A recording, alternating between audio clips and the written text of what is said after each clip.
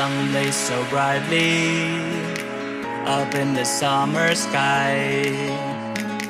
I shouted at the mountains, watch me shine and fly.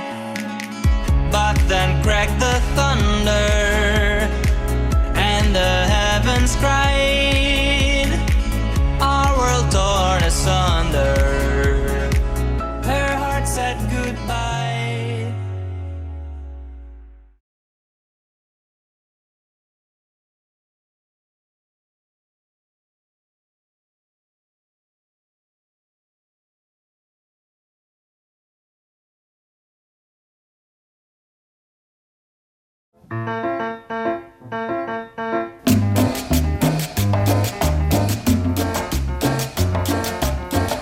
Le projet de Mano a Mano, qui se développe depuis 1993, est d'améliorer les conditions de vie dans un quartier de la banlieue nord de Lima au Pérou, la Ensenada.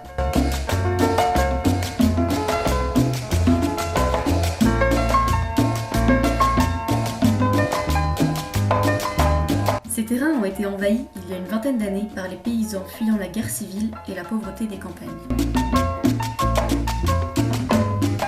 Un des objectifs de l'association est d'impliquer directement les habitants dans ces diverses activités, pour qu'ils soient à la fois acteurs et bénéficiaires.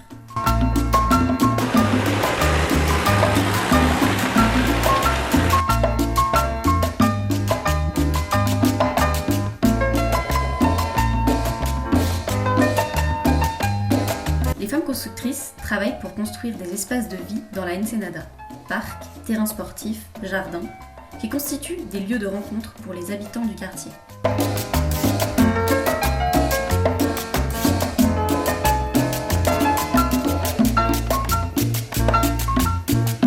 Hace 11 años que estamos trabajando en la asociación Mano a Mano, haciendo muros de contención, parques. Bueno,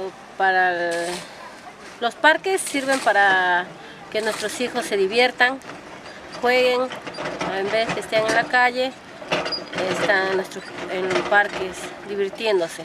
Y también hacemos jardines, donde tenemos varias variedades de plantas. Los parques nos ayudan, sembramos los árboles. Como acá en la Ensenada es una zona donde un poco contaminación, porque es como un hueco, ¿no? Entonces las plantas absorben todo el dióxido de carbono y nos dan un buen oxígeno para nuestros pulmones. En el aprendizaje que nos ha dado la asociación, sabemos hacer muros, también sabemos hacer encofrados, armamos columnas llenado de zanjas, paredes, enchapamos mayólicas y por ahí también hemos hecho unos 2-3 techos de casa. Todo eso nos ha enseñado en el trayecto de los 11 años la asociación, brindándonos profesores, vienen los voluntarios, nos enseñan de todo. Depuis 11 ans, les femmes constructrices ont déjà construit des dizaines de jardins, un skatepark, des aires de jeu, un parcours santé et sont sur la construction d'un parc de 700 mètres carrés.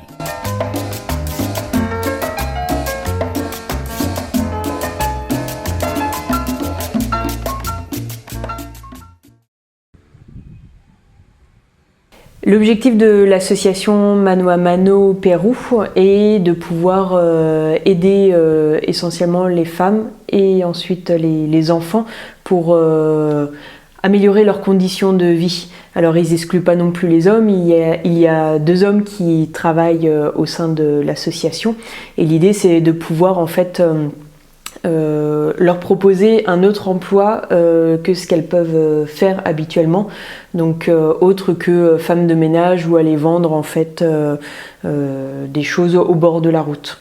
Donc voilà, on peut voir que justement grâce aux activités du restaurant et de la pâtisserie, ça permet de financer les travaux justement de murs de soutènement, d'avoir une bibliothèque, un centre de loisirs et de pouvoir maintenir la botequine. Donc à Mano, on a participé à différentes petites missions, hein, et notamment la construction de murs de soutènement comme vous avez pu voir dans le reportage, donc bien dirigé par des femmes constructrices, qui sont des personnes vraiment impressionnantes et qui sont reconnues auprès des habitants. Et donc on a apporté un peu un coup de main, quelquefois deux fois par semaine. Le premier jour, c'était assez intéressant parce qu'on connaissait pas du tout le quartier. Donc on nous a accompagnés dans la Ensenada, le quartier donc le bidonville Pueblo Roen. Donc c'est un peu plus valorisant, village jeune que bidonville. Et donc on nous a accompagnés pour on voyait ces collines, cette poussière, ces cailloux qui dégringolent, et on a vu ces murs de soutènement et ces îlots de verdure qui étaient parsemés un peu, qui commençaient un petit peu à redonner de l'air, hein, tout simplement dans ce quartier, et puis de la vitalité, et puis on voit tout le sourire de ces femmes. Effectivement, il y avait la restauration et la pâtisserie qui est l'une des sources financières principales sur place, où là on a aidé tout simplement des fois à faire un petit peu la cuisine, mais c'était surtout en pâtisserie où j'ai pu par exemple proposer ma super recette de crêpes à la bière bien sûr, et puis ensuite on fabriquait, on cuisinait tout plein de pâtisseries qu'on allait après vendre dans les rues. On a eu les fameuses empanadas, donc à la viande et à la pomme, elles sont délicieuses. Et ensuite, ça c'est la couture avec Enma. Donc Enma, justement, est la personne qui fait pas mal de couture de produits artisanaux, et d'ailleurs on en a quelques-uns en vente. On profite de faire un petit focus sur notre page Facebook. Donc on a récupéré de l'artisanat du Pérou, dont certains ont été fabriqués par Enma, qu'on a vu juste dans la vidéo. Donc si ça vous intéresse, prenez contact avec nous. Donc c'était une des autres missions de Mano à Mano, une source de revenus, notamment. Donc n'hésitez pas à aller voir sur notre page Facebook. Et ensuite, là, on voit la botequine. Donc la botequine, en fait, qui veut dire pharmacie en français, mais c'est un peu comme un dispensaire dans la pratique. Donc ça, c'était la première vocation de l'association. Quand Sylvie est venue sur place et a créé avec des femmes qui étaient sur place également. Et donc l'idée c'est pouvoir mettre à disposition des médicaments, trouver différentes informations sur place. Mais là-bas ils se soignent beaucoup avec les plantes. Bon, sur Lima un peu moins parce que c'est une région désertique. Et du coup forcément un peu moins de plantes, et puis avec toute l'urbanisation qu'il y a. Donc on a un petit peu donc là on arrive sur.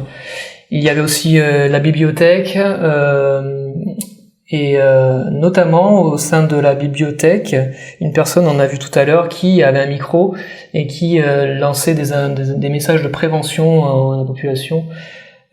C'était un peu des messages de prévention ou des actualités, mais surtout parce que la première activité donc c'était la santé. Mais après il y a l'accompagnement des enfants jusqu'à les animations, donc les animateurs. Et on a vu aussi juste avant Rocio, qui est une des femmes qui actuellement dirige l'intendance de l'association donc à Lima là. Avec Sylvie, mais c'est un peu le côté on va dire Pérou, et Sylvie est le côté français. Et elle était d'abord elle était jeune, issue d'un quartier modeste, et après elle était jeune, et puis elle a été dans cette bibliothèque, ludothèque. Ensuite elle a été animatrice, et maintenant l'association a pu financer ses études. Donc c'est un peu aussi le projet de l'association, c'est d'accompagner ces jeunes dans l'insertion. Parce qu'effectivement, en fait, ce qu'ils proposent, c'est que certains jeunes du quartier peuvent venir travailler en tant qu'animateurs, et en contrepartie, en fait, ils vont pas leur donner un salaire, mais ils vont payer leurs études directement. Voilà. Et donc le petit schéma récapitulatif de toute cette action, de cette association qui est vraiment autour de la solidarité, qui comble un peu tout ça avec les différentes missions pour le développement social et le développement durable, avec ces îlots de verdure, mais que sans financement on peut pas le faire. Donc il y a des financements locaux, et bien entendu il y a des dons. locaux, mais aussi via l'association Mano à Mano en France. Donc là, c'est un autre point de vue, celui des volontaires, parce qu'on n'était pas les seuls, on était de nombreux volontaires. Et comme nous, soit ils ont apporté des coups de main, c'était plutôt notre cas, et d'autres ont apporté vraiment des compétences. Donc voilà leur point de vue. Je ne m'attendais pas à ce que j'ai découvert. C'est difficile d'entreprendre un rêve, d'imaginer, sachant que la priorité est de survivre et de manger.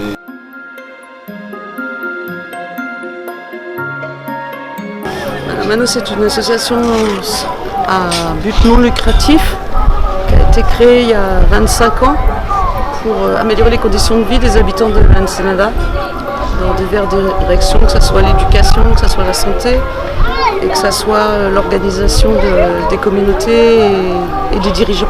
Je viens de finir ma 12e journée d'aide à la construction dans le bidonville de l'Ensenada. Estábamos mejorando bastante en el asentamiento donde yo vivo. Está bien bonito. Como ves, están los jardines, ¿no? Elles sont incroyables parce qu'elles font ça tous les jours. Moi, c'est ma 2e journée, mais elles se lèvent tous les matins pour construire ces murs. Et elles sont toujours en train de rire, en train de faire des blagues. Et elles ont la joie de vivre, quoi. Alors que c'est déjà pas facile de vivre dans ces quartiers.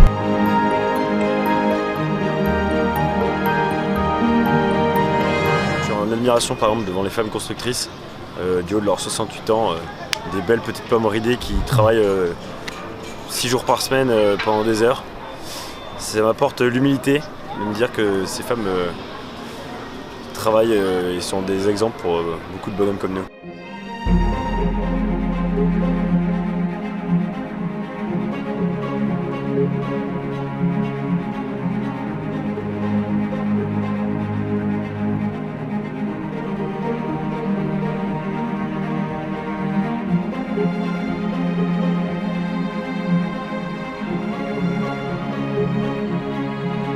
Et on aide aussi dans leur quotidien, que ce soit à faire des pâtisseries, à les vendre.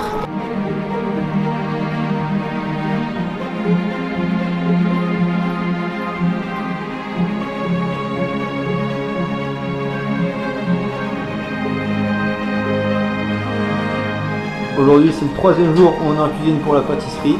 Aujourd'hui, c'est Flo qui part à l'avance. Il va vous présenter son petit chariot, comme on dit. Le chariot à pédales.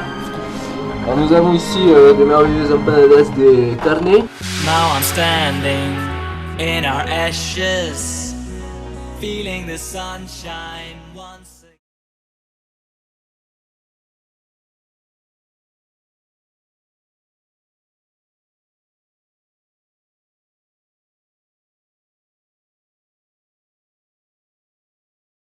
¿Cómo te llamas?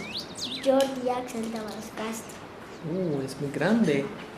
Jordi Axel Dávalos Castro. Dávalos Castro. ¿Y cuántos años tiene? 6. ¿Dónde vives? En Chocaya. Chocaya.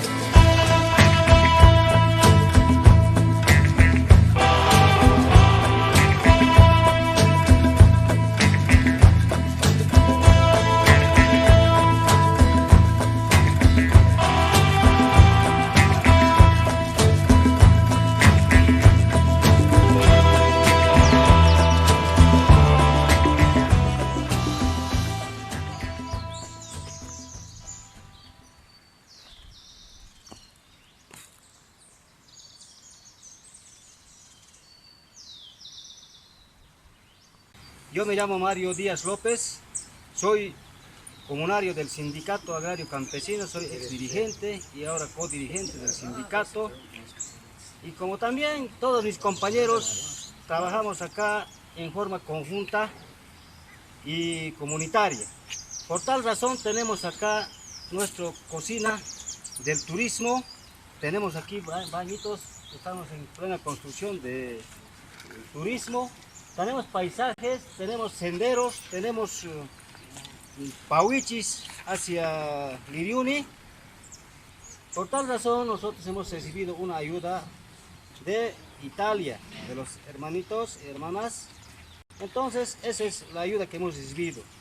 Y así mismo todos mis compañeros han sido satisfechos y somos trabajadores de comunidad. Nadie aquí, mujeres, varones, trabajamos por igual. No hay discriminación y por eso yo le agradezco. John, amigo de Francia, Ana, amiga de Francia, y invitamos a los países extranjeros de Europa, como ser España, Italia, Alemania, Francia. Viajamos, no hay comunidad chocaya tiacuigo, no hay que invitar pues porque hay lugar man que hay paisajes negros, chay también no hay pista no hay que wahlato naciones man. A la nación podemos decir, pero una idea romántica. Vengan a visitarnos a Chocaya. Sí, algo así. Espero que vuelvan pronto. Sí. Vengan a visitarnos a Chocaya. Ven a visitar. Les esperamos en Chocaya. Les esperamos en Chocaya. Sí. Okay.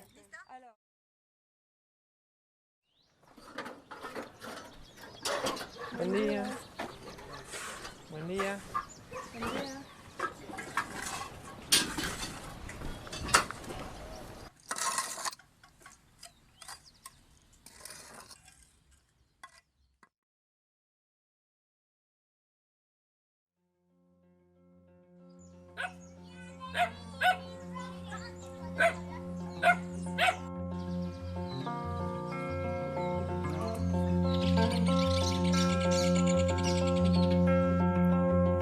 I see my brother, he is walking in the sun. His back is bare, he carries no burden for anyone. I see the island, the silver line. Brother, shine, and all around the light.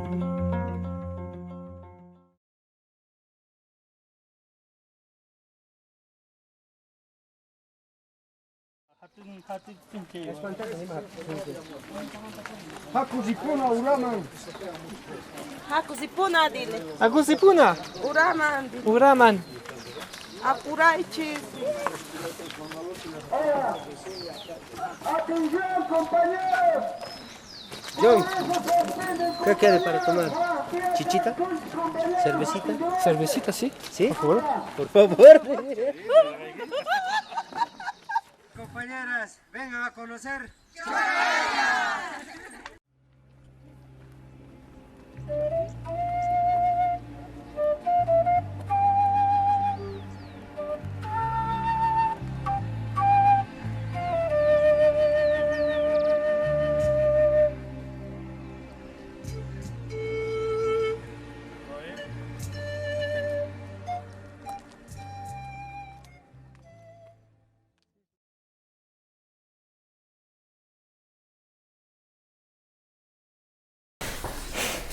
Donc actuellement, malgré la situation sanitaire, le projet de Chocaya qu'on avait commencé avec eux, à travers de la rénovation de cette cuisine, la mise en peinture, pour vraiment créer une dynamique avec une cuisine collective, s'est stoppé, hein, comme dans pas mal de cas. Mais suite à notre départ, il y a une autre volontaire qui est quand même venue de l'ONG Frères des Hommes, qui a poursuivi un peu le projet avec des objectifs justement de développer le tourisme et puis cette cuisine. Donc ils l'ont équipé, il y a un frigo, ils ont formé les femmes, les habitants à la cuisine, donc pour un peu mettre un cadre dans ce projet. Ils ont organisé des plantations, la plupart c'est quand même des agriculteurs, donc ils avaient beaucoup de semences. Donc pour cela il y a eu un appel de fonds, et donc pour l'instant le projet a un petit peu avancé, mais on n'a pas plus d'informations donc suite au Covid, quoi. Donc on attend des nouvelles. Donc c'était Marie-Claire Mention qui a suivi ce projet, et donc dès qu'on a des nouvelles on en fera part. qui a suivi et impulsé le projet même, on peut dire.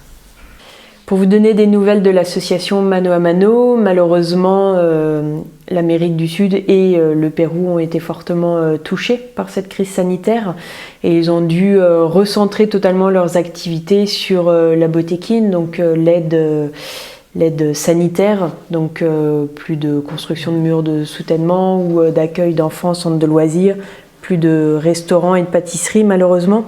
Et donc ils ont fait un appel à dons, comme on peut voir notamment via Helloasso, où ça leur a permis en fait de pouvoir distribuer des kits d'hygiène et des paniers alimentaires. Et ils se sont vraiment focalisés là-dessus. Là encore aujourd'hui, puisque la situation ne s'est pas du tout réglée malheureusement.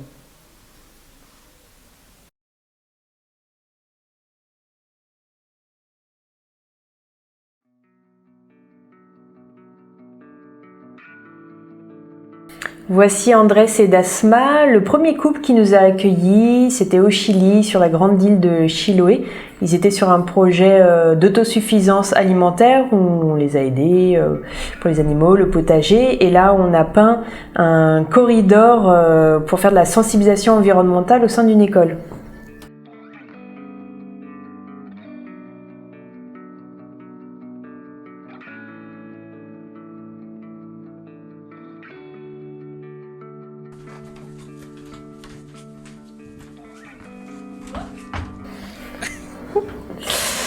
Donc, toujours dans le Chili, on a rencontré Esperanza qui est aussi sur une petite île. De toute façon, au Chili, il y en a des centaines, des milliers d'îles, et qui elle était sur un projet de développement touristique, donc d'un lieu, d'une grange, là c'est le quincho, c'est le lieu de fête, donc pour organiser des anniversaires, des fêtes. Et voilà, on était là un peu pour faire rénover, pour travailler sur le jardin, pour pouvoir accueillir du public de manière assez attrayante. Et il y avait aussi donc d'autres volontaires avec nous, et donc il y avait Solé, qui était sa maman d'ailleurs, mais aussi volontaire. Et donc on a beaucoup discuté avec elle, une femme qui a beaucoup voyagé jusqu'en Pologne, et voilà, qui nous a beaucoup marqué. Voici Daphné au Chili, un peu plus haut à Temuco, la province de Temuco. Donc là en fait on la voit en pleine glissade. On a fait une randonnée où on a fini en fait dans la neige et puis après c'était les glaciers. Mais elle en fait elle a choisi d'arrêter complètement en fait son boulot qui était dans le milieu automobile pour reprendre une maison familiale et en faire un hôtel.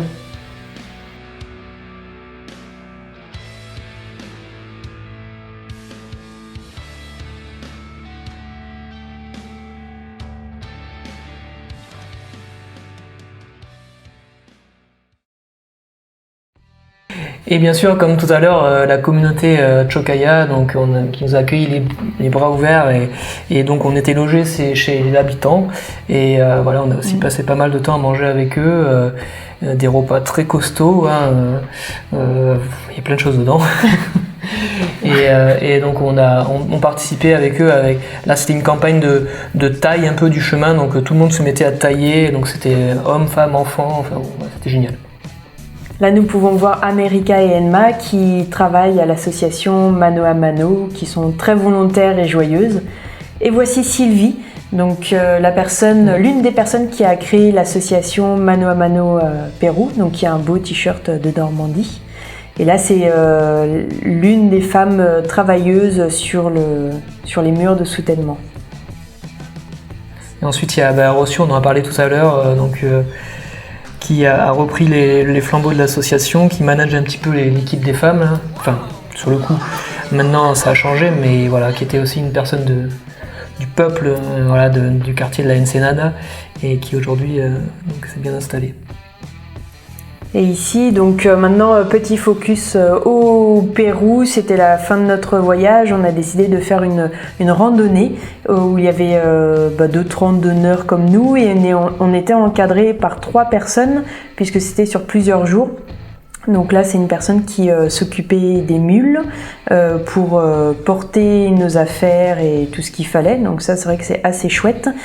Il y avait un cuisinier et un guide. C'était vraiment 3 personnes très intéressantes avec qui on a pu beaucoup discuter sur 3 jours. Surtout moi qui étais un petit peu à la traîne, où je discutais un peu plus que je marchais parfois.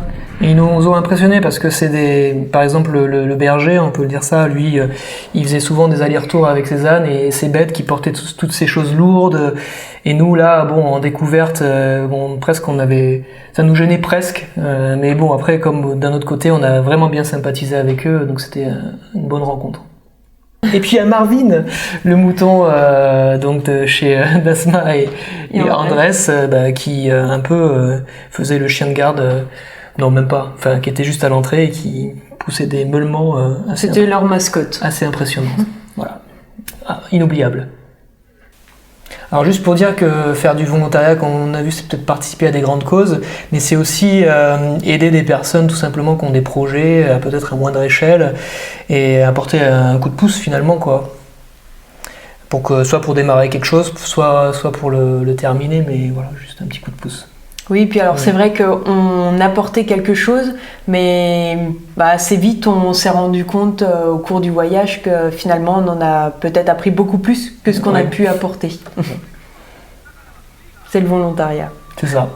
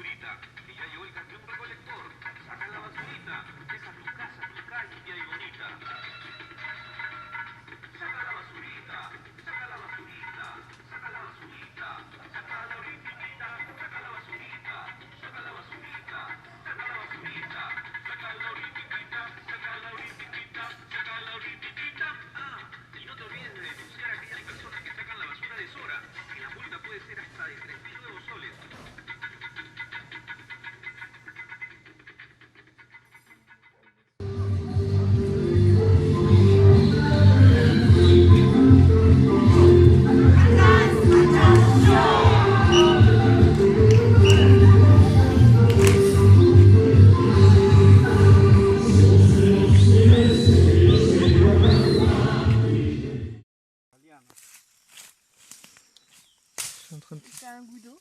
C'est vrai? Tu veux boire de l'eau de la liane? Ouais, je viens. Après, si tant pis, c'est un truc hallucinogène et qu'on meurt. Dice otra persona, ¿no? Y viene... No, le da vergüenza. Ah, vergüenza. Sí, bueno. Entonces lo voy a... Estás en la selva con toda la biodiversidad. ¿Cómo te sientes? ¿Cómo te sens? Muy bien. Calmate. Muchas gracias. De nada. Es muy interesante. No duele, es muy... Jean-Yves, tu as ta main sur une termitière. No camina, mamá. No pica nada. Tu te sens comment? Ça va. Et maintenant, t'en fais quoi? Así, listo. Hormiga, hormiga. Cuida con hormiga.